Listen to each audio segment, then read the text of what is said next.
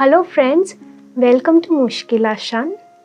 Today 10th of October is World Mental Health Day and the theme for this year is Mental Health for All. Why the need for mental health? As who defines health as the concept of physical, mental and social well-being and not only the absence of diseases. So you see, your mental health and social well-being is as important as your physical health. This awareness needs to seep in everybody. Generally, there is this stigma regarding mental health.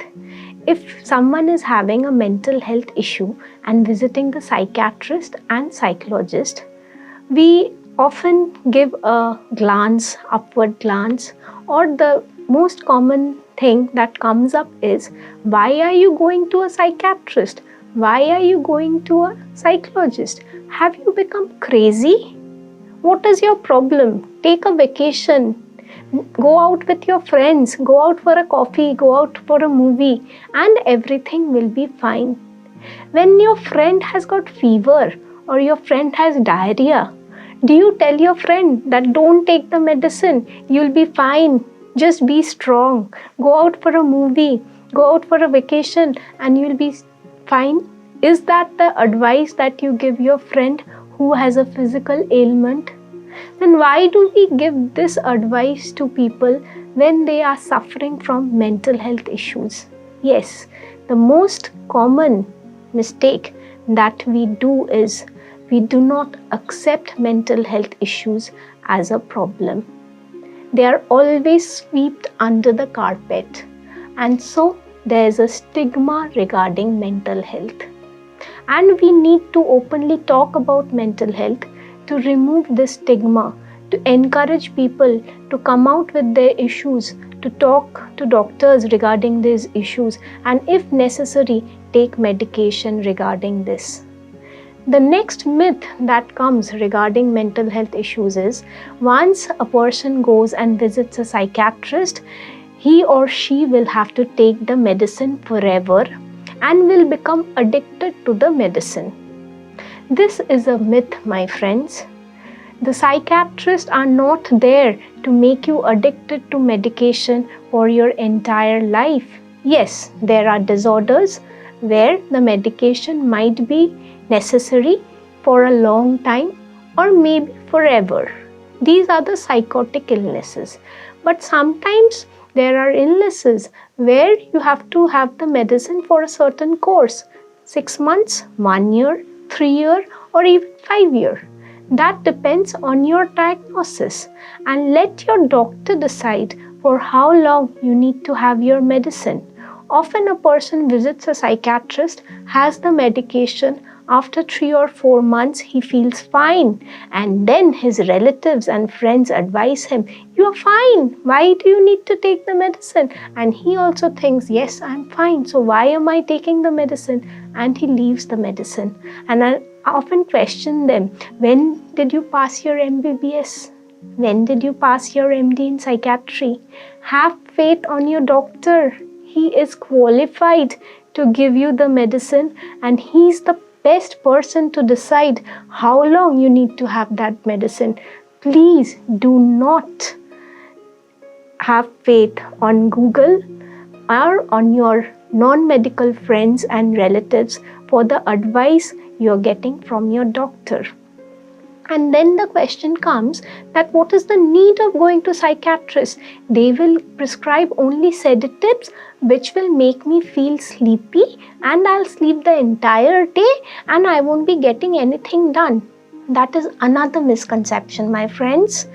Psychiatrists do not give only sedatives. Medical science have evolved a lot. Maybe once there were not so much medicines around, we were not aware which chemicals are responsible for which actions, which brain area is responsible for which behavior. At that point, maybe psychiatry started with giving sedatives, but we've evolved a lot and now we know which neurochemical is responsible for which action of yours, which behavior of yours, and that particular neurotransmitter can be targeted and the medication can be prescribed. So psychiatrists don't give sedatives only, they give pills which cure your illnesses, which help you to curb down the symptoms, which help you to lead a proper daily life. It won't make you sleepy until and unless you have a sleep problem and you are having difficulty in sleeping.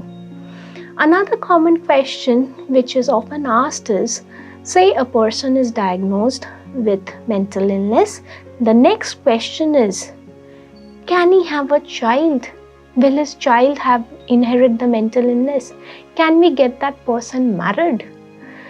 First and foremost, we always say that the medication which you are not wanting to have, even if you are diagnosed with diabetes or thyroid, you would have to have this medication the entire life. And if your child was diagnosed with diabetes, would you think if your child can complete his or her studies or not get married or not have a job? Then why this question comes regarding mental illness? Because like any other illness, it depends on the genetics. Your child having that illness doesn't mean that the progeny has 100% of getting that illness. If your child, say, is diagnosed with ADHD, attention deficit hyperactive disorder, but he or she might be having another sibling who does not have symptoms of ADHD. So why do you think that this symptom of ADHD will affect the progeny? A common myth is regarding schizophrenia that if the person is married, then that person will give birth to a child who will again be diagnosed with this disorder. Research says that if one parent has schizophrenia, then the child has 12% chance of getting schizophrenia. And my friends, 12% chance of getting the disorder and 88% of not getting the disorder. So which side is higher, 88% or 12%? And if by any chance both parents have schizophrenia, then the chance of child inheriting the disorder is 47 to 48%. Again, the child has 52 to 53% of not getting the disorder. So it's not as if that if a person has mental disorder, his progeny has 100% chance of inheriting that disorder. Then comes the role that we do not want to take medicine. Please, ma'am, you have to cure my husband with only counseling. Or often we will take the medicine, but we won't go for the counseling because the kind of advice the psychologists give, we all know about that. Yes, most of the things that we say are generally known, but counseling is an umbrella term. Psychotherapy is a much technical term, and we as clinical psychologists are trained to do psychotherapy, which unfortunately not everybody is aware of. So psychology means not only counseling, it has certain technical terms where each disorder, we have different modules for each disorder, and let the treating team decide if the person needs medication or medication and counseling or only counseling. The options are there for you. But before taking your own decision, do consult your psychiatrist and psychologist. Listen to them. What they think is good for you, try to go for that. You do not take the decision that my child, I will take the decision and I won't give any medication, I'll go only for psychotherapy. Because often there are cases of ADHD coming to us, attention deficit hyperactive children, where parents come and tell us, we do not want medicines. You must do psychotherapy and cure my child. And the child is having so much of hyperactive problems that I can't make the child sit at one place. If I can't make the child sit at one place, how am I supposed to work with the child? In those kind of cases, medications are very necessary. Initially, medications are given so that the child sits at one place, and then we give different kinds of training to the parents so that they can work with the child. So you can understand this decision should be taken by the treating team with your consultation, of course, but you do not take this kind of decision yourself. Then often people come to me and ask in the OPD, why should I take this medication? I do not feel that I have any problem. Others are feeling that they have a problem with me, but I am not seeing any problems. So here in these cases, we go for psychometry, psychodiagnostics. These are tools. Like for physical illnesses, we go for X-rays, CT scans, and blood tests. In psychology, we go for pen and paper tests. And from this tests, along with the case history and the interview schedule, we say that this person has been diagnosed with this disorder. So when you go for in psychometry, you become aware why you are having these medications. So often they come and tell me, I can't trust your words or my parents' words. You give me some proof that I need to have the medicine. What is the proof?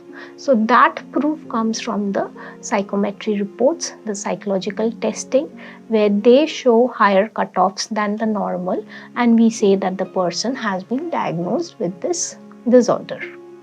Along with psychometry, the role of psychological counseling comes is medicine does its work 60 to 80%, but there are certain things which you need to do. Medicines can't do it for you. So there, the medicines will help you to do it, but you need to actually take the action. So in those cases, you need to visit a psychotherapist or a clinical psychologist or a psychologist and take the help of psychotherapy to come out of the problem. Hopefully, the myths that you had in your mind regarding mental health issues have been solved. We are here every day of the week in the morning with our Bengali programs, and on Saturday and Sunday with our English programs to make you aware of mental health issues. Do share these videos if you think it is relevant for every person in the society to be aware of these, and stay well and keep watching Mushkil Ashan. Thank you for watching.